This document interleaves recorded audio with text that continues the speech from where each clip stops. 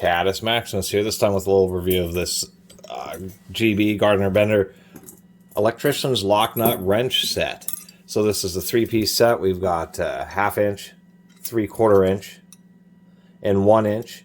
And that's all in reference electrical conduit, just like water pipes. All the sizing's in reference to internal diameter, even though it holds much less true with electrical connections. Nonetheless, the wrenches and tooling and referencing is still relative to the internal diameter. So obviously, even though this is a ½ inch, this distance on this wrench is quite a bit more, just like on this nut. It's almost actually 1 inch across.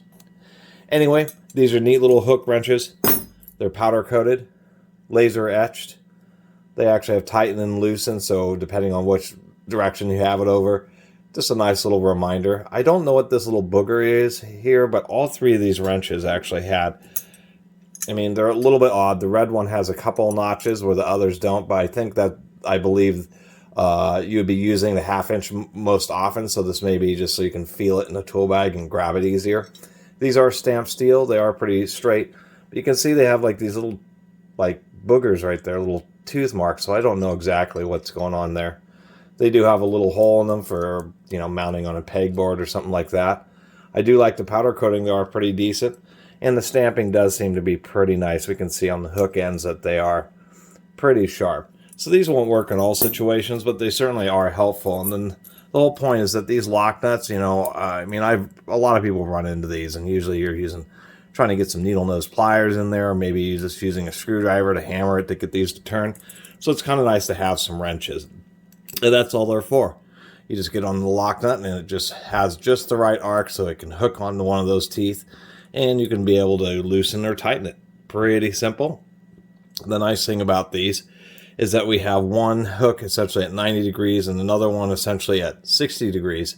And that's so you can use it for a situation where you don't have much room, so you can turn it a little bit, flip the wrench over, turn it a little bit more, flip the wrench over, turn it a little bit, flip the wrench back over, turn it a little bit again.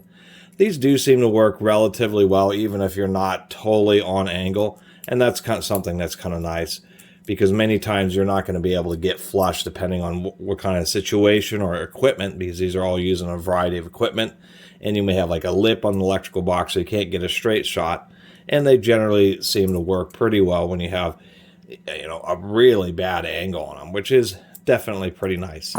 And you do need special sizes, because even if we use the 3/4 inch, the arc's too big, so when you try to use it, it just causes the hook to want to fall off. So it is important that you do have just the right sizes, otherwise they won't work at all.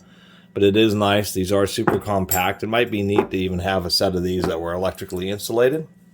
Anyway, I thought for 12 bucks, kind of a neat little set. It's cool to see little specialized tools like this, and for how small and compact and lightweight these are, just because there isn't much material, even though they're steel, these definitely could be handy for electricians, just because they're just I've seen a few other brands of these, but these are the type of tools that do get worn out, often get lost, and so it's nice to be able to have a more budget-friendly set. And for people who are do-it-yourselfers that don't need them very often, definitely a pretty cool, neat little tool set. And I was checking, they at least are made in Taiwan, so reasonable quality. As we can already tell, the worst thing about getting a set of wrenches like these is having them be bent, so at least they are nice and straight.